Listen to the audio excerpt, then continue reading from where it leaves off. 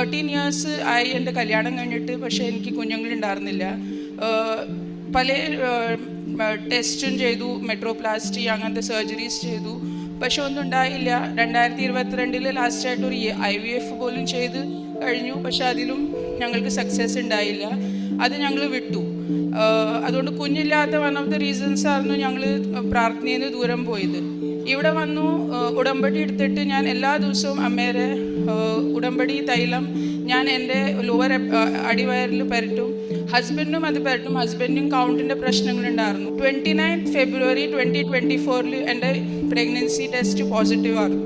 ഇവിടുന്ന് പോയതിന് ശേഷം പീരിയഡ്സ് വന്നേ ഇല്ല. ഞാൻ 29 ഫെബ്രുവരി 2024 എനിക്ക് പോസിറ്റീവ്. ഞാൻ എൻ്റെ പീരിയഡ്സ് മിസ്സായപ്പോൾ ഹസ്ബൻഡിനോട് പറഞ്ഞു എനിക്ക് പ്രഗ്നൻസി ടെസ്റ്റ് ചെയ്യണം. അപ്പോൾ ഹസ്ബൻഡ് പറഞ്ഞു നീ അത് ചെയ്യണ്ട, അത് നെഗറ്റീവേ വരുള്ളൂ, നെഗറ്റീവ് വന്നാൽ എനിക്ക് അപ്സെറ്റ് ആവും, അപ്പം നീ ചെയ്യണ്ട.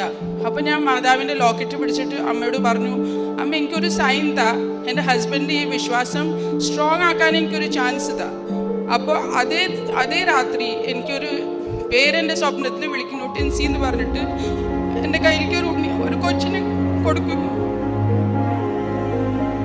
എൻ്റെ മാതാവ് എൻ്റെ മുമ്പിൽ പ്രതീക്ഷിക്കും.